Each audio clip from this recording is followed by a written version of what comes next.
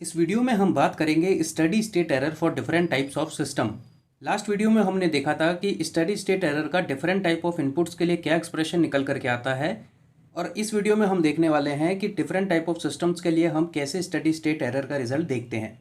Different type of system से मतलब है हमारा type 0 system, type 1 system and type 2 system. अब सिस्टम का टाइप कैसे पता करते हैं ये मैंने आपको ऑलरेडी बताया हुआ है, मैं एक बार फिर से आपको बता देता हूँ। सिस्टम का टाइप पता करने के लिए हम देखते हैं कि number of open loop poles कितने हैं ओरिजिन पर।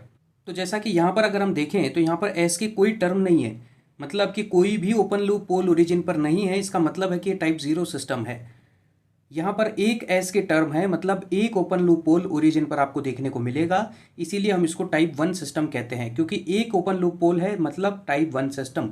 अगर दो ओपन लूप पोल होंगे, जैसा कि यहाँ पर एस स्क्वायर है, मतलब दो ओपन लूप पोल्स ओरिजिन पर मौजूद हैं, इसलिए इसको टाइप 2 सिस्टम कहते हैं।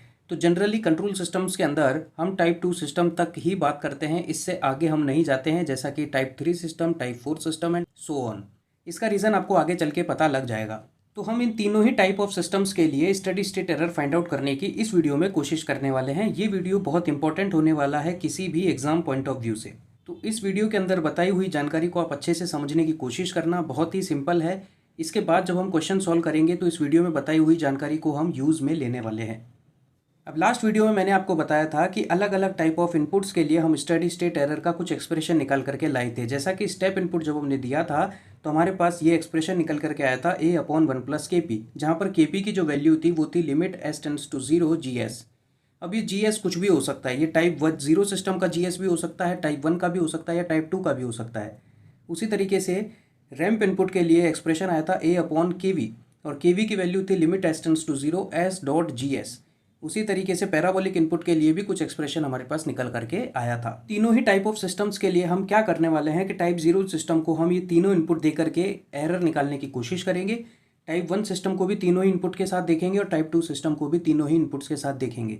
तो जब हम स्टेप इनपुट के साथ इसको देखेंगे तो हम यहाँ पर डायरेक्टली क्या करेंगे कि केपी के अंदर जीएस की वैल्यू पुट करेंगे, इस जीएस को यहाँ पर पुट करेंगे, लिमिट की वैल्यू पुट करेंगे, और केपी की वैल्यू जो हमारे पास निकल करके आएगी उसको यहाँ पर रख देंगे। तो जैसे ही केपी की वैल्यू यहाँ पर रखेंगे हमको स्टडी स्टेट एरर का मैग्नीट्यूड पता लग जाएगा। उसी तरीके से जब रैंप इनपुट के साथ टेस्ट करेंगे तो रैंप इनपुट में जो जीएस की वैल्यू है वो यहाँ पर पुट करेंगे, लिमिट पुट करते ही केवी की वैल्यू यहाँ पर निकल करके आएगी, उस केवी की वैल्यू को यहाँ पर रखेंगे, और हमको magnitude of steady state error यहाँ भी पता लग जाएगा। उसी तरीके से पैराबोलिक में भी टेस्ट कर लेंगे। तो सबसे पहले हम टाइप 0 सिस्टम के लिए देखते हैं। तो जैसे ही हम इसको स्टेप इनपुट देंगे, इसका मतलब है कि हमको एरर निकालने के लिए सिंपल हमको एक्सप्रेशन चाहिए 1/1 प्लस के पी, और के पी निकालने के लिए हमको चाहिए limit s tends to 0 GS। अब GS की वैल्यू आपके पास यहाँ पर है k 1 plus TAS 1 plus T1S, और यहाँ पर आप लिमिट s टेंड्स टू 0। जैसे ही आप इसके अंदर लिमिट को पुट करेंगे तो आपके पास ये टर्म 0 हो जाएगी, ये टर्म 0 हो जाएगी, तो अल्टीमेटली आपके पास k बच जाएगा। तो जो kp है उसकी वैल्यू आपके पास k निकल करके आएगी। तो इस kp की वैल्यू को जब आप यहाँ पर पुट कर देंगे तो आपको यहाँ पर मिल जाएगा a/1 प्लस k। तो आप स्टेप इनपुट देने पर टाइप 0 सिस्टम को हमारे पास ये एरर निकल करके आई है, ये हमारा मैग्नीट्यूड ऑफ एरर है a/1 प्लस के। आप इसको डायरेक्टली भी सॉल्व कर सकते हैं।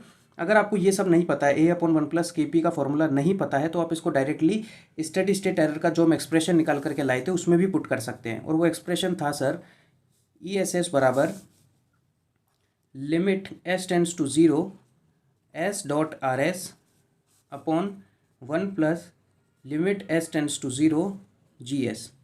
तो RS जो है ये आपके डिफरेंट टाइप्स ऑफ इनपुट है। जैसा कि स्टेप इनपुट के लिए हम a/s रखने वाले हैं, तो जैसा ही आप यहाँ पर a/s रखेंगे s.a/s,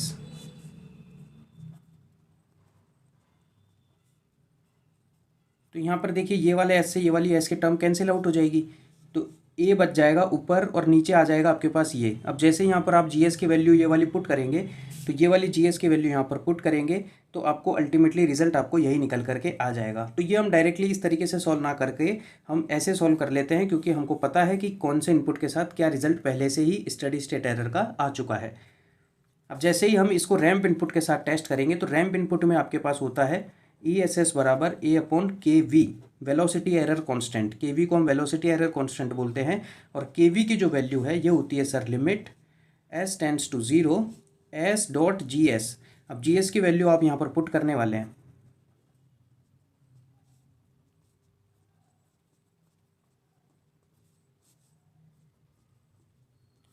तो यहाँ पर कोई भी एस के टर्म नहीं है, मतलब कैंसिल आउट होने के लिए कुछ भी नहीं है।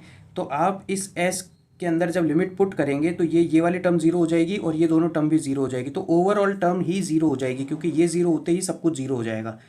तो के वी की वैल्यू जो है वो ज़ीरो निकल करके आने वाली है। तो अगर के वी आप यहाँ पर ज़ीरो पुट करेंगे तो ई एस एस में आप देखिए कि जब के वी की वैल्यू ज़ीरो पुट करेंगे तो ओवरऑल स्टडी स्टेट एरर का जो मैग्नीट्यूड है वो इनफाइनाइट निकल करके आएगा, मतलब एरर आपकी इनफाइनाइट हो जाएगी। उसी तरीके से पैराबोलिक में भी इनफाइनाइट हो जाएगी। तो मैं आपको ये मेथड समझाना चाह रहा हूँ कि इस तरीके से हम अप्लाई करते हैं। अब मैंने ये सब पहले से ही लिख रखा है, तो मैं आपको वो डायरेक्ट रिजल्ट बताता हूँ ताकि हमारा टाइम बच सके।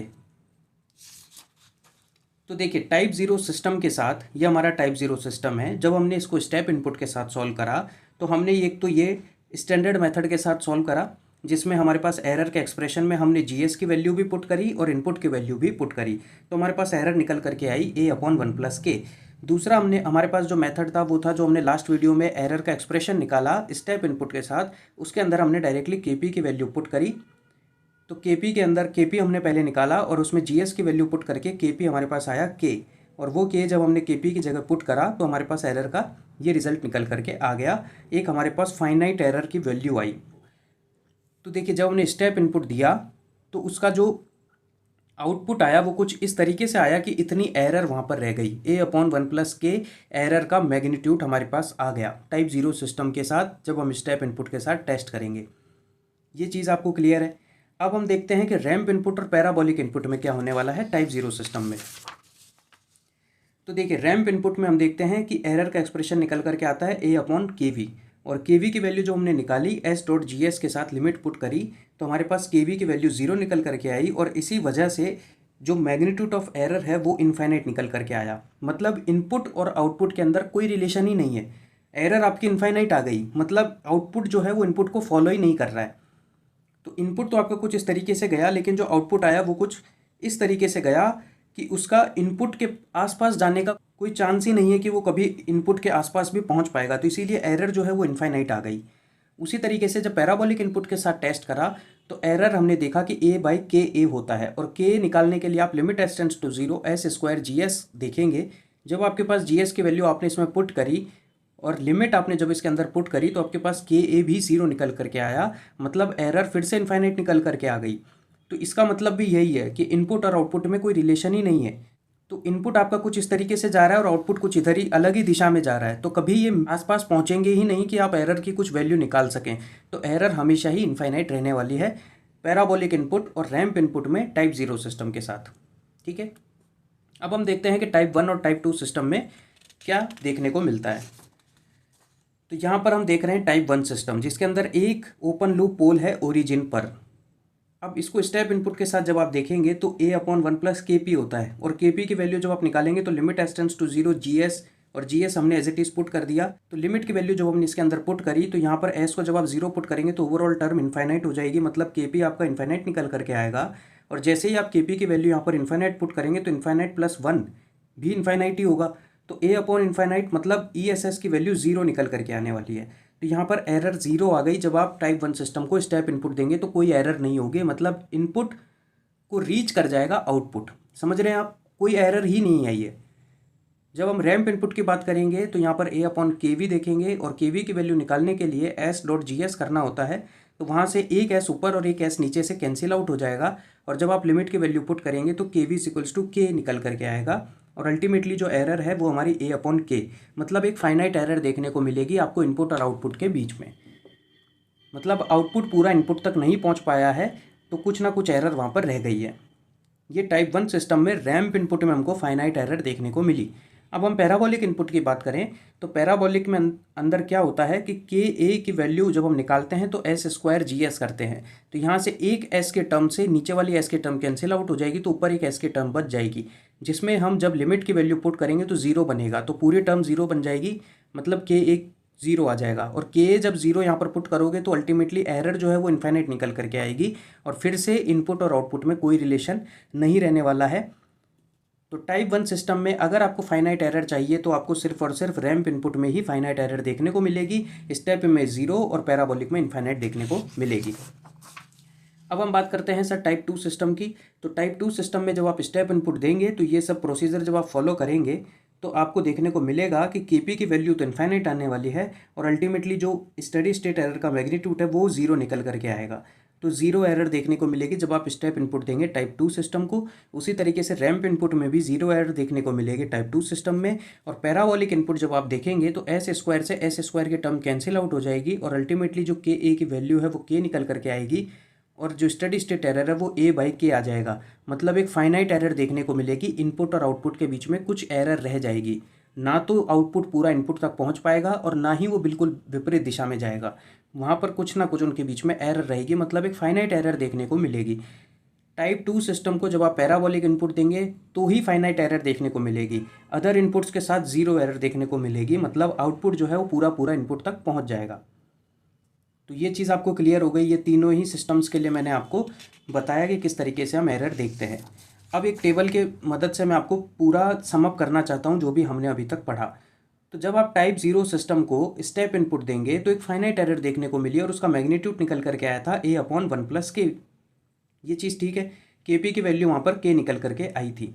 जब हम रैंप इनपुट की बात करते हैं तो यहाँ पर जो हमारे पास एरर का मैग्नीट्यूड था वो सर इनफाइनाइट था, पैराबोलिक के साथ भी वो सर इनफाइनाइट था। अब हम बात करते हैं टाइप 1 सिस्टम के। तो टाइप 1 सिस्टम को जब हमने स्टेप इनपुट दिया तो वहाँ पर एरर निकल करके आई थी 0। केपी की वैल्यू अगर मैं फाइंड आउट करूँ तो वो निकल करके आया था इनफाइनाइट। आप देख सकते हैं टाइप 1 सिस्टम को जब स्टेप इनपुट दिया तो केपी की वैल्यू इनफाइनाइट निकल करके आई, तभी तो एरर 0 आई। उसी तरीके से रैंप इनपुट में केवी की वैल्यू के निकल करके आई थी। तो यहाँ पर देखिए केवी की वैल्यू के निकल करके आई तो आपकी एरर जाके a/k आई, मतलब कुछ फाइनाइट एरर आई। और टाइप 1 सिस्टम को जब हमने पैराबोलिक इनपुट दिया तो जो के ए की वैल्यू थी वो 0 थी और के ए की वैल्यू 0 आई तो एरर इनफाइनाइट आ गई। तो सर यहाँ पर के ए की वैल्यू तो 0 थी और एरर जो थी वो इनफाइनाइट थी। अब जब टाइप 2 सिस्टम की बात करेंगे तो यहाँ भी एरर 0 आएगी और के पी की वैल्यू इनफाइनाइट आएगी। यहाँ पर एरर 0 थी और के वी की वैल्यू इनफाइनाइट थी। जबकि टाइप 2 सिस्टम में पैराबोलिक इनपुट देने पर के ए की वैल्यू तो के आई और एरर आपकी a/k आ गई। तो हमको इस पूरे डिस्कशन से ये समझ में आया कि जब हमको टाइप 0 सिस्टम के लिए कुछ फाइनाइट एरर चाहिए तो हमको स्टेप इनपुट देना पड़ेगा। अगर आप उसके अलावा कोई इनपुट देंगे तो आपको इनफाइनाइट एरर मिलेगी और आप ये बिल्कुल भी डिज़ायरेबल कंडीशन नहीं है कि आप इनफाइनाइट एरर लेकर के आएँ। ऐसा कौन सा सिस्टम आप डिज़ाइन करना चाहेंगे जिसके अंदर एरर ही इनफाइनाइट आ जाए, मतलब आप इनपुट कुछ और दे रहे हैं और आउटपुट कुछ और ही आ रहा है। तो टाइप 0 सिस्टम में स्टेप इनपुट के साथ ही आपको फाइनाइट एरर देखने को मिलेगी। उसी तरीके से टाइप 1 सिस्टम में रैंप इनपुट के साथ देखने को मिलेगी और टाइप 2 सिस्टम में पैराबोलिक इनपुट के साथ देखने को मिलेगी। अब यहाँ पर के जो है उसको हम सिस्टम गेन बोलते हैं और ये किसी भी सिस्टम का इंटरनल पैरामीटर होता है।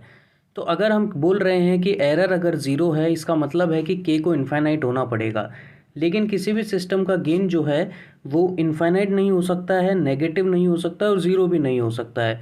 तो सिस्टम गेन जो है वो हमेशा एक पॉजिटिव और फाइनाइट वैल्यू ही होती है। तो एक और चीज़ समझ में आया कि जो मैग्नीट्यूड ऑफ एरर है वो के के साथ इन्वर्स रिलेशन रख रहा है, मतलब अगर आप के की वैल्यू को इंक्रीज़ करेंगे तो एरर डिक्रीज़ होगी। और के हमारा क्या है, सिस्टम का गेन है। ये इंटरनल पैरामीटर होता है, किसी भी सिस्टम का इंटरनल पैरामीटर होता है के। तो के को जब आप इंक्रीज़ करेंगे तो एरर डिक्रीज़ होगी। मतलब अगर आपसे कोई पूछ ले कि हम एरर को कैसे रिड्यूस कर सकते हैं बिना कंट्रोलर और कंपनसेटर को यूज़ किए, तो आप ये बोलेंगे कि सर के की वैल्यू को इंक्रीज़ कर देंगे तो एरर डिक्रीज़ हो जाएगी। अगर मैं कहीं बोल रहा हूँ कि के 0 है इसका मतलब है कि के एक लो वैल्यू है, और अगर मैं कहीं बोल रहा हूँ कि के अगर इनफाइनाइट है इसका मतलब है कि के की हाई वैल्यू है। लेकिन इसका ये मतलब नहीं है कि के इनफाइनाइट हो गया है, बस मैं उसको लिमिट्स में बात कर रहा हूँ कि लो वैल्यू और हाई वैल्यू। तो अगर गेन की वैल्यू बहुत कम है तो इसका मतलब है कि सिस्टम का आउटपुट ही नहीं आएगा, और अगर गेन बहुत ज़्यादा है तो वो उसकी स्टेबिलिटी को बहुत ज़्यादा इफेक्ट करेगा। अब यहाँ पर समझने वाली बात एक और है कि सर टाइप 2 सिस्टम में जब हमने स्टेप इनपुट दिया तो सर एरर 0 आई, रैंप इनपुट दिया तो सर एरर 0 आई, और पैराबोलिक देने पर कुछ एरर आ गई। तो सर क्यों नहीं हम टाइप 3 सिस्टम यूज़ कर लें जिसमें स्टेप इनपुट में भी 0 आएगी, रैंप में भी 0 आएगी और पैराबोलिक में भी 0 आएगी। तो सर टाइप 3 सिस्टम ही यूज़ कर लेते हैं, सर एरर ही नहीं आएगी, एरर बिल्कुल ही 0 आ जाएगी। तो सर ऐसा सिस्टम तो बेस्ट सिस्टम होना चाहिए। तो लेकिन ऐसा फिर भी नहीं करते हैं, हम टाइप 2 सिस्टम तक ही डिज़ाइन करते हैं, सिस्टम को टाइप 3 में नहीं लेकर के जाते हैं। इसके कुछ रीज़न हैं और ये रीज़न मैं आपसे डिटेल में नेक्स्ट वीडियो में डिस्कस करने वाला हूँ। तब तक आप कमेंट बॉक्स में बताएंगे कि ऐसा क्यों होता है। तो इसका बेसिक रीज़न तो ये है कि सर सिस्टम जो है वो अनस्टेबल होने की तरफ चला जाता है और उसके जो नॉन लीनियर कैरेक्टरिस्टिक्स हैं वो डोमिनेंट होने लगते हैं। लेकिन इस बात को मैं नेक्स्ट वीडियो में और अच्छे से क्लियर करूंगा। ये सभी नोट्स का PDF लेने के लिए आप हमारे टेलीग्राम चैनल को ज्वाइन कर सकते हैं, जिसका यूज़र नेम है electrical_पाठशाला।